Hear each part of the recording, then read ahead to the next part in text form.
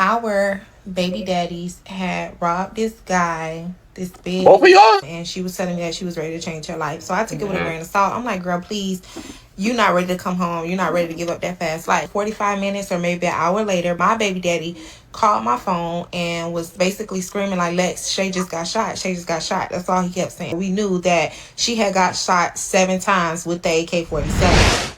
Story time about my sister who was 17 at the time got gunned down in Miami. Little Haiti to be exact, over something her baby father did. So, word on the street was that our baby daddies had robbed this guy, this big. Both of y'all? Hold up, both of y'all? Daddies had robbed this guy. So y'all both dealing with ain't shit ass men. Y'all both got bad taste. Hey, you better not still be with him. Big drug dealer guy or whatever the case may be, and apparently he wanted retaliation. Yeah. So July 16th going into the 17th, I was speaking on the phone with my sister, just our normal calls. Me and her were close out of all our siblings. We were 1 year apart.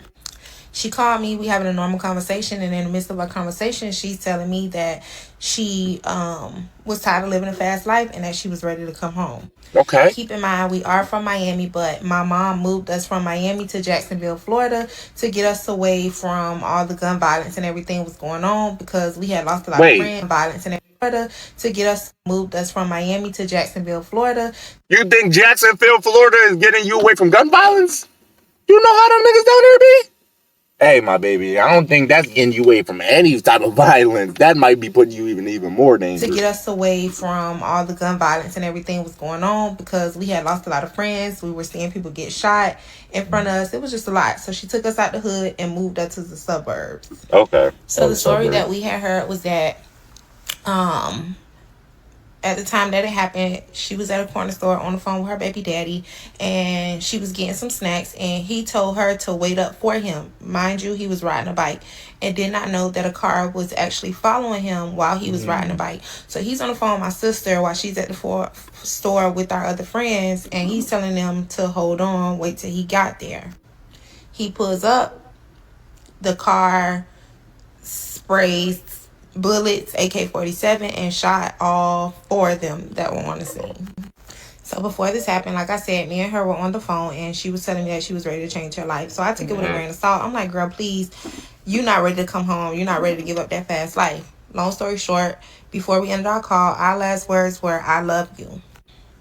I can't remember if it was 30 to 45 minutes or maybe an hour later, but my baby daddy called my phone and was basically screaming like, Lex, Shay just got shot. Shay just got shot. That's all he kept saying. So I'm like, what? I just talked to her. So he was like, tell your mama Shay got shot. Y'all got to get to Miami. I run downstairs and I'm banging on my mama's room door to wake her up and let her know Shay got shot. In the midst of that, her phone is ringing, and by the time friends and stuff are calling her to give her the news, we grabbed like closed for about 2-3 days, got on the road. Keep in mind, Miami to Jacksonville is about a 5-hour drive. So on the way there, we already had in our mind, or we knew that she had got shot 7 times with the AK-47. Oh, shit. My mom had a family friend go to the hospital just to have somebody there with my sister until she was able to touch down. Once the family friend arrived to the hospital and was able to get the doctors to get on the phone with my mom, they told my mom my sister actually had got shot 12 times instead of 7.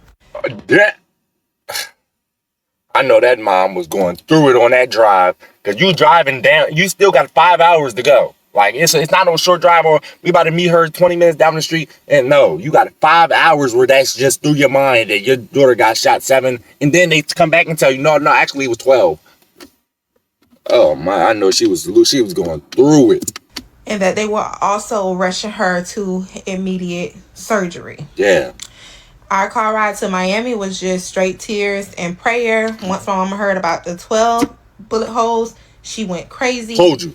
Car was serving. My auntie was trying to calm my mama down. It was just hectic. By this time, we was halfway to Miami. It was like Jupiter, West Palm Beach area. We get down to Miami. We walk into the ICU room, because she was in a trauma unit at Jackson Memorial Hospital. We walked to the back. At this time, my sister had blonde hair in her head, and her blonde hair was covered in blood. Like, it was matted up, covered in blood. She got tubes down her throat, all this stuff all over her body.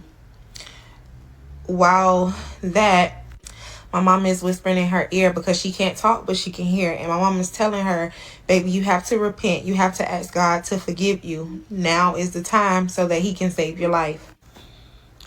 At this time, the nurse comes back there to basically like check her vitals and stuff or whatever. And she proceeds to tell my mama that in the midst of that emergency surgery, they had to amputate one of her legs because it had gotten an infection. Okay. And it was spreading. So we both are like boo-hoo crying, but also trying to keep our composure for my sister because she is still alive. Yeah. I proceeded to walk closer to her side, to her left side of the bed. And again, she had tubes down her throat, so she can't talk. But I see tears running down her face. And she's mouthing that she wants to go home. So I'm crying and I'm letting her know, I'm like, that past life ain't no joke. This for any joint out there that's watching that would, you know what I mean? Because I see it all the time. I even see it on TikTok sometimes where females be like, oh, I just love being with hood niggas because I just love the fast life. You never know what's gonna happen. So much unexpected stuff. It's just I love the craziness. Yeah, I mean, sure, maybe it's fun in the moment until some shit really happens to you. Then it ain't no fun no more. You know what I'm saying? I'm telling you, so that fast life ain't no joke. These hood niggas and all that shit, they not it, bro. sis, I love you. I'm here. Your twin is here. I'm right here. I'm not going nowhere. So she's still, you know, of course, crying. The tears are rolling down her face. She said, I just so happened to look down while I'm on her bedside and I see there's a puddle of blood surrounding her bed. So she's just bleeding out.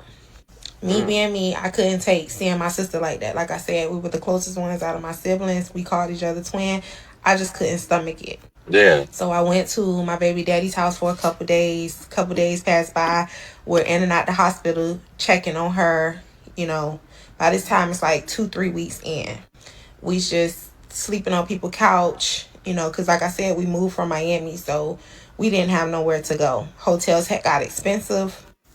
And not to mention, I was only 1 month postpartum. I had just had a baby. I will never forget the third weekend. I'm at my baby daddy's house. I'm feeding my baby. And my mama called me crying. And her exact words were, there's nothing more that the doctors could do. My sister actually was suffering the whole time that she was in ICU. Every single day for those 3 weeks, she was in and out of surgery because the infections were so bad and spreading that they couldn't stop it.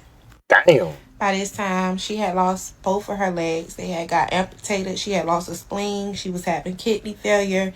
It was just one thing after another. Yeah. So she was suffering, and yeah.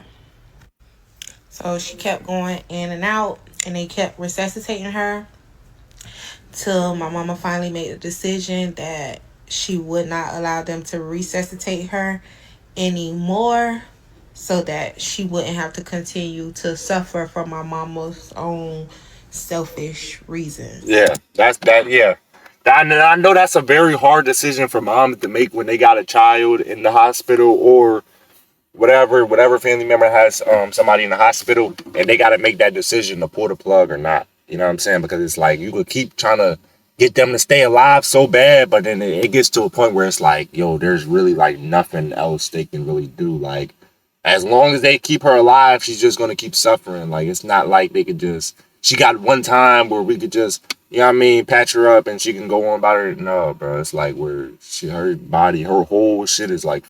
You know what I'm saying?